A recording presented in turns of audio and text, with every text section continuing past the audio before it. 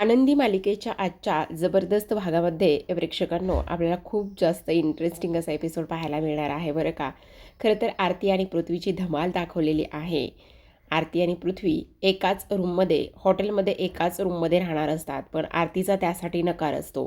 तर दुसरीकडे शिल्पाने आनंदीला सांगितलेलं असतं की माझ्या भावाबरोबर तू त्या अवॉर्ड फंक्शनमध्ये जायचं नाहीस, तू स्पष्टपणे नकार द्यायचा आहेस.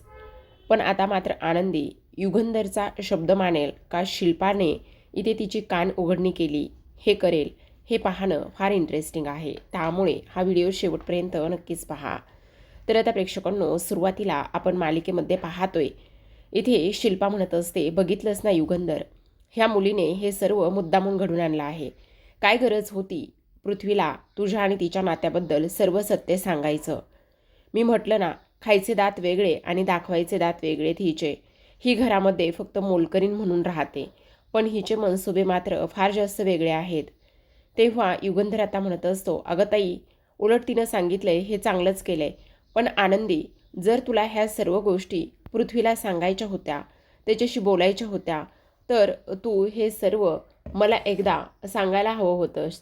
मला एकदा विश्वासात घेऊन तू ह्या सगळ्या गोष्टी मला एकदा सांगायला हव्या होत्यास. तू हे सगळं मला का नाही सांगितलंस?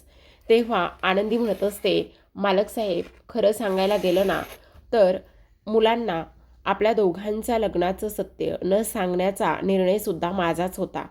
त्यावेळेस मी तुमच्या विरोधात जाऊन मुलांसोबत मोलकरीण म्हणून राहण्याचा निर्णय घेतला होता.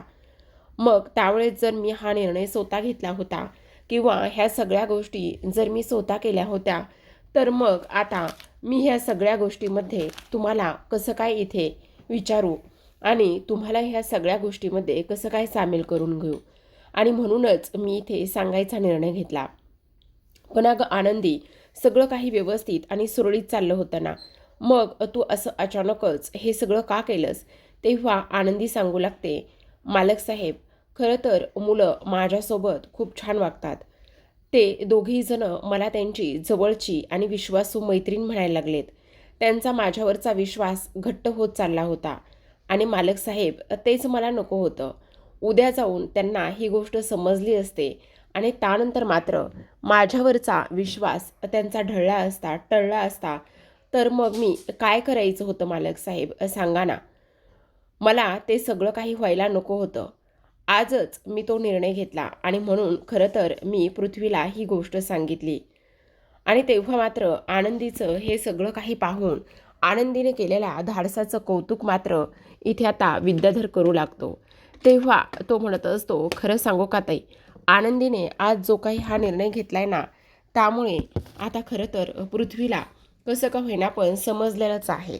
काळजी करण्याची वगैरे काही गरज नाही. पण आता मात्र शिल्पा तोऱ्यातच म्हणत असते, आत्ता जरी हे सगळं तू त्याला सांगितलं असलंस, तरीसुद्धा एक गोष्ट मात्र लक्षात ठेवायची, कळलं? त्यांची आई व्हायला जायचं नाही आहेस. जर त्यांची आई होण्याचा प्रयत्न केलास, तर गाठ माझ्याशी आहे. आनंदी म्हणू लागते, मालक साहेब, माझ्या ह्या सगळ्या सांगण्याचा चुकीचा अर्थ तुम्ही काढू नका. मला अजिबात तसं काहीही करायचं नव्हतं.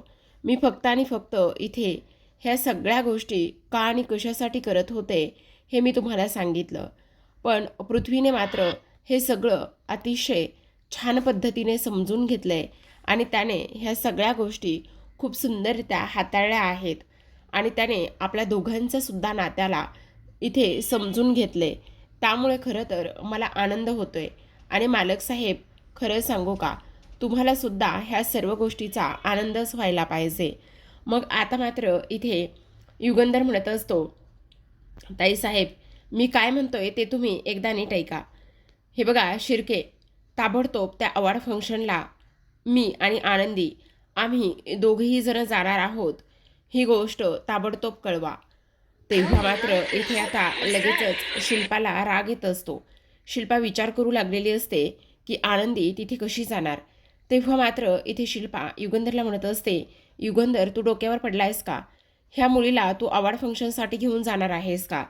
तेव्हा मात्र युगंधर म्हणत असतो, हे बघ ताई, आनंदीमुळे आज मला ते अवॉर्ड मिळतंय आणि आनंदीमुळे आज मला ते अवॉर्ड मिळत असल्या कारणाने तिचा पूर्ण हक्क आहे ते अवॉर्ड स्वीकारायला माझ्याबरोबर मानाने यायचा. त्यामुळे यामध्ये मला कसलाही वाद घालायचा नाही आहे किंवा आणखी मला काहीही बोलायचं नाही आहे. त्यामुळे प्लीज ताई, काही जरी झालं तरीसुद्धा एक गोष्ट ध्यानात ठेव, आनंदी ही माझ्यासोबत अवॉर्ड फंक्शनसाठी येणार आणि त्याचबरोबर ती तिथे येऊन अवॉर्डसुद्धा घेणार, हे मात्र तू नीट ध्यानात ठेवायचं, असं सुद्धा आता इकडे तो सांगत असतो. आणि तेव्हा आनंदी ताबडतोब व्यवस्थित तयार व्हायचं, आपण काही झालं तरी अवॉर्डसाठी जाणार आहोत, असं मात्र स्पष्टपणे युगंधरने सांगितलेलं असतं. आता युगंधरचा हा निर्णय मात्र अंतिम निर्णय आहे हे शिल्पाला माहिती असतं, पण तरीसुद्धा तिच्या परीने होणारे प्रयत्न मात्र ती करताना थांबवणार नसते. कारण युगंधरने सगळं काही अवॉर्डचं श्रेय हे फक्त आणि फक्त इथे आनंदीला दिलेलं असतं आणि फक्त आनंदीला ह्या अवॉर्डचं श्रेय मिळाल्यामुळे आता शिल्पाला खूप जास्त राग येत असतो. दुसऱ्या बाजूला आपण पाहतो आरतीला पृथ्वी चेटकीन म्हणलेला असतो, त्यामुळे आरती गाडीतून खाली उतरलेली असते आणि तू एकटाच जा त्या मीटिंगसाठी, मला यायचं नाही आहे असं म्हणून ती गाडीतून खाली उतरते आणि त्यानंतर मात्र इथे एका चहाच्या टपरीवर येऊन बसते. आता चहाच्या टपरीवर येऊन बसल्यानंतर मात्र इथे लगेचच तो खाली उतरतो आणि म्हणत असतो, गेली 20 मिनिटं झाले मी इथे उभा आहे, तुला कळतंय का, माझी एक प्रोफेशनल बिझनेस मीटिंग आहे आणि मी आणखी किती वेळा मनवणार आहे. तेव्हा मात्र आरती म्हणत असते, हे सगळं अगोदर कळायला हवं होतं तुला, मला चेटकीन म्हणायच्या अगोदर ह्या सगळ्या गोष्टी तुझ्या ध्यानात यायला हव्या होत्या.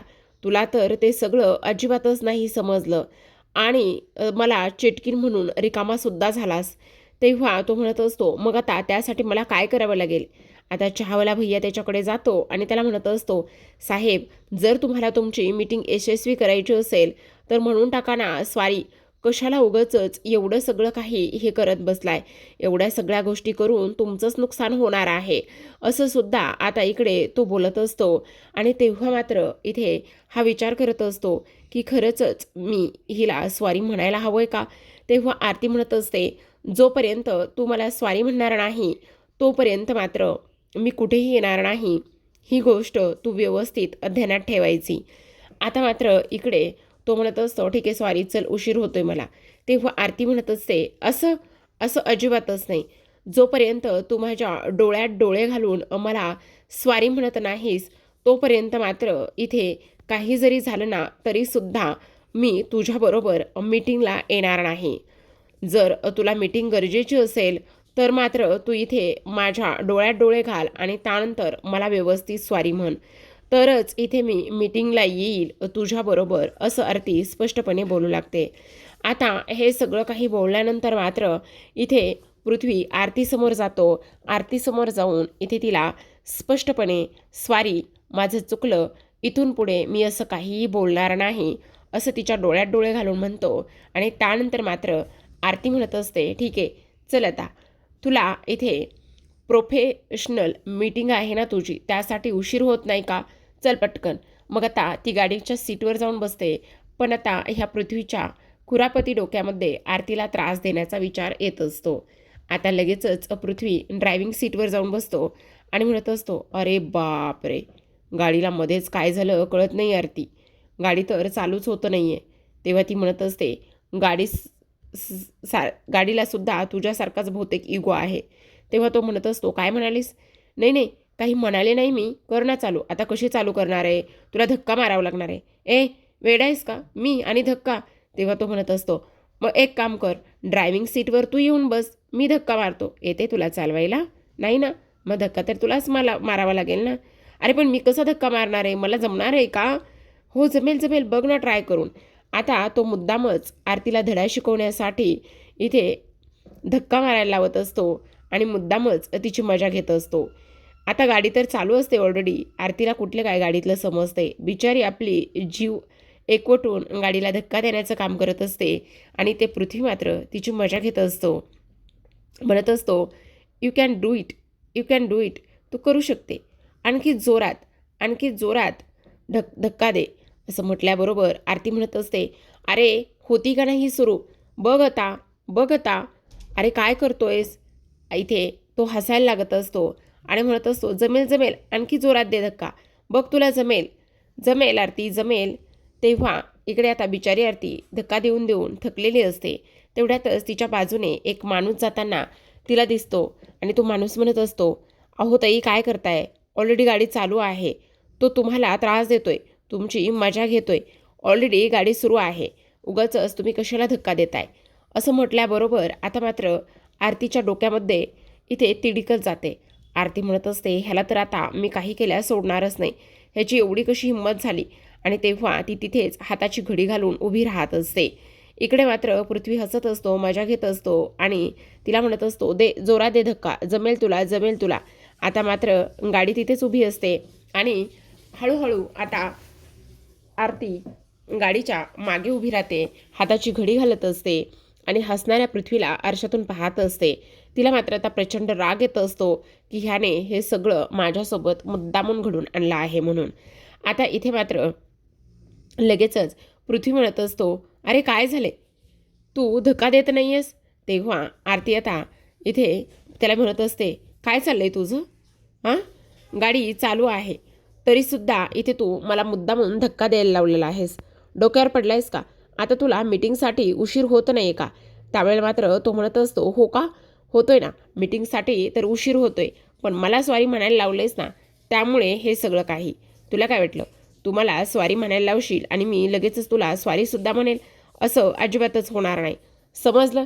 चल आता पटकन, उशीर होतोय उशीर होतोय, नाहीतर इथेच आपली मीटिंग व्हायची. चल पटकन. असं म्हणून आता इकडे तो तिला मीटिंगसाठी घेऊन जाण्याचा प्रयत्न करत असतो.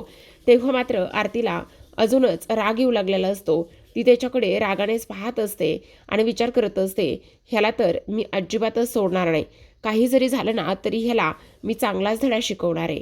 दुसरीकडे आपण पाहतो युगंधर त्याच्या खोलीमध्ये असतो. तेव्हा इथे रागातच शिल्पा त्याच्याकडे जाते आणि त्याला म्हणत असते, युगंधर काय चाललंय तुझं? तू डोक्यावर पडलायस का? त्या मुलीला इथे काय गरज आहे अवॉर्ड फंक्शनसाठी घेऊन जायची? अरे ती मुलगी मुद्दामून हे सगळं काही करते आणि तरीसुद्धा तू तिला अवॉर्ड फंक्शनसाठी घेऊन जातोयस. हे बघ, असलं काहीही करू नकोस. त्यावेळेला मात्र आता इथे युगंधर म्हणत असतो, ताई काय करतेस तू हे? अगं मी तिला अवॉर्डसाठी घेऊन जाणं हेच योग्य आहे आणि त्याचबरोबर तो तिचा हक्क आहे. आता तर मुलांनीसुद्धा आई म्हणून तिला स्वीकारले. तू काळजी करू नकोस. तिला जर मुलांची आई होऊन राहायचं असेल तर त्यामध्ये माझी मुळीचं ना नाही आहे. पण एक गोष्ट मात्र तू कायम लक्षात ठेव, समिधा ही माझी बायको होती, आहे आणि कायम राहील. समिधाची जागा माझ्या आयुष्यामध्ये दुसरं तिसरं कोणीही घेणार नाही, हे मात्र तू व्यवस्थित लक्षात ठेव. आनंदी. आता मात्र इकडे लगेचच शिल्पाचा हे सगळं काही बोलून युगंधरने मास्तर उतरवलेला असतो, पण तिला ह्या सगळ्या गोष्टीची अजिबात जाणीव नसते आणि त्यामुळे मात्र आता युगंधर आनंदीकडे जातो आणि आनंदीला स्पष्ट शब्दामध्ये समजावून सांगत असतो, आनंदी हे बघ, कोणाचं काही मनावर घ्यायचं नाही आहे. ताबडतोब छान तयार व्हायचं आणि त्यानंतर त्या अवॉर्डसाठी आपण दोघेजण जाणार आहोत, ही गोष्ट मात्र व्यवस्थित ध्यानात ठेवायची. असं म्हणून आता तिथून पुन्हा एकदा सगळेजण निघून जातात. तर इथे मात्र शिल्पाला अजूनच राग येतो. शिल्पाला वाटत असतं की हा माणूस असा कसा आहे, माझं तर हा काहीच ऐकत नाही आणि माझं काहीच न ऐकल्यामुळे ह्या सगळ्या गोष्टी होत आहेत, याचासुद्धा आता इथे ती विचार करू लागलेली असते. तर आता मात्र आनंदी टेन्शनमध्ये असते आणि आनंदी टेन्शनमध्ये असताना इथे मात्र माई तिच्याकडे जातात आणि माई म्हणत असतात, आनंदी काय झालेलं आहे? तू एवढी टेन्शनमध्ये का बरं आहेस? तेव्हा आनंदी म्हणत असते, माई काय करू, मला तर समजत नाही, मला फार जास्त टेन्शन आलं आहे. माई इथे मालक साहेबांसोबत मी एकटीच अवॉर्ड फंक्शनसाठी जाणार, हे मात्र फार चुकीचं आहे. अगं आनंदी असं काय करतेस? ते सगळं तर तुला करावंच लागणार आहे ना. पण माई मला ते सगळं करावं लागणार आहे मान्य आहे, पण माई मला एक गोष्ट सांगा, त्या जर अवॉर्ड फंक्शनसाठी मी एकटी गेली तर तिथे घरातलं कोणीच नसणार आहे आणि तेव्हा मात्र इथे सर्वांना समजेल की फक्त आणि फक्त मी अंध आहे आणि ही गोष्ट जर सर्वांना समजली तर मग काय होणार आहे? आता मात्र आनंदीची ही अवस्था हिला पाहायला खूपच जास्त टेन्शन आलेलं असतं. दुसऱ्या बाजूला आपण पाहतो की आता युगंधर खोलीमध्ये असतो आणि शिर्के त्याच्याकडे जातो. शिर्के गेल्याबरोबर लगेचच आता इथे तो म्हणत असतो, मालक साहेब खरं सांगू का, तुम्ही जे काही केलं ना ते फार चांगलं केलेलं आहे. तुमच्या अशा वागण्यामुळे ना आज मात्र मी फार खुश झालो आहे. तुम्ही जो काही आनंदीला तिकडे घेऊन जाण्याचा जो काही निर्णय घेतलेला आहे ना, त्या निर्णयामुळे ना खरंच खूप छान वाटलं आहे. खूप व्यवस्थित आणि चांगलं झालेलं आहे मालक साहेब. कारण तुम्हाला एक गोष्ट सांगू का, आज आनंदीला खऱ्या अर्थाने न्याय मिळेल असं वाटतंय बघा. असं सुद्धा आता इकडे तो बोलू लागतो. मालक साहेब खरं सांगू का, पृथ्वीने जो काही समजदारपणा दाखवलाय आणि पृथ्वीने जो काही समजदारपणा दाखवून ह्या सगळ्या गोष्टी केल्यात ना, त्यामुळे मात्र इथे फार जास्त आनंद झालेला आहे असं सुद्धा आता इकडे ती बोलत असते. आणि हे सगळं काही बोलल्यानंतर मात्र इथे आता लगेचच युगंधर म्हणत असतो, हो जे काही बोलताय ना ते अगदी बरोबर बोलताय, पण मालक साहेब मला असं वाटतंय की तुम्ही ना एकदा पृथ्वीला फोन करून त्याला बोलायला हवं. आणि खरं सांगू का, त्याला फार जास्त आनंद होईल. खरंच मी तुम्हाला सांगतोय. त्यावेळेला मात्र युगंधर म्हणत असतो, खरं सांगू का, तो ना आत्ता प्रवासात असेल आणि एकटाच ड्राईव्ह करून गेलेला आहे आणि त्यामुळे त्याच्याशी बोलणं इकडे योग्य नाही आहे. तेव्हा मात्र इथे आता समोरासमोर बोललं तर फार त्याला आनंद होईल. खरं सांगायलोय मी. तेव्हा शिर्के म्हणत असतात, पण मालक साहेब बोला ना, खरंच बोला तुम्ही, त्याला खूप जास्त बरं वाटेल. अहो तुमच्या आणि आनंदीच्या नात्याला इकडे कसं समजून घेतलंय त्या पोराने. खरंच खूप जास्त समजदारपणा दाखवलाय त्याने आणि त्यामुळेच इकडे मला असं वाटतंय की तुम्ही नक्कीच एकदा त्याच्याशी बोलावं म्हणून. आता मात्र इथे शिर्केला स्पष्टपणे तो सांगत असतो की नको, काही जरी झालं ना तरी मात्र आत्ता ह्या सगळ्या गोष्टीशी काहीच बोलायला नको. दुसऱ्या बाजूला आपण पाहतो की इथे आता युगंधर म्हणत असतो, खरं तर आनंदीसोबत तिथे जाणं मला सुद्धा थोडंसं दडपणच आलंय, पण काय करणार, त्याच्याशिवाय पर्यायसुद्धा नाही, जावं तर लागणारच आहे. आणि तेव्हा मात्र शिर्के म्हणत असतो, तुम्ही अजिबात काळजी करू नका, तिकडे तुमची सगळी काही सोय मी करून ठेवण्याचा प्रयत्न करेल. तेवढ्यातच आता युगंधर म्हणत असतो, हो तुम्ही जे काही बोलताय ना ते अगदी बरोबर बोलताय, काळजी करू नका. आणि समिधाच्या फोटोकडून बघतच पाहतो आणि म्हणत असतो, समिधा खरं सांगू का, आज ना खूप जास्त आनंदाची गोष्ट आहे. आज खूप छान वाटतंय. म्हणजे तुला सांगू का, हे बघ, आज मात्र आपली मुलं अशा पद्धतीने इथे हे सगळं काही करतील आणि ह्या सगळ्या गोष्टी होतील हे मात्र कळतच नाही. खरं खरं सांगतो, आज तू जर असतीस ना तर फार छान झालं असतं. तुला सांगू का, आज मी किती नाही म्हटलं ना तरीसुद्धा एक गोष्ट मात्र नक्की आहे की काही जरी झालं ना तरीसुद्धा इथे आता मी आपल्या अवॉर्ड फंक्शनसाठी जाणार आहे. पण इथे मात्र माझी बायको आणि हे सगळं काही फक्त आणि फक्त इथे तूच असणार आहेस कायमची. आनंदी फक्त त्या मुलांची आई असणार आहे आणि आई आई जरी असली ना तरीसुद्धा मात्र इथे तिची जागा कोणीही घेणार नाही, असं इकडे तो बोलू लागलेला असतो. व मात्र युगंधर आता अवॉर्ड फंक्शनसाठी जाण्याच्या तयारीमध्ये असतो आणि त्यानंतर तो आता लगेचच कपाट उघडतो आणि स्वतःची तयारी करायला घेत असतो. तेव्हा मात्र इथे तयारी करत असताना त्याला समिधाचा आणि त्यानंतर पृथ्वी ह्या दोघांचा सुद्धा फोटो दिसतो आणि दोघांचा सुद्धा फोटो दिसल्याबरोबर आता लगेचच तो फोटो हातात घेतो आणि म्हणत असतो, समिधा बघितलंस ना, किती किती मोठा झाला आहे आपला पृथ्वी. एवढा समजदार होईल असं वाटलं सुद्धा नव्हतं. आज मात्र तो खूप छान आणि समजदार झाला आहे. आणि तुला खरं सांगू का, आज ना इकडे मला खूप छान वाटतंय, खूप बरं वाटतंय ह्या सगळ्या काही गोष्टी होऊन.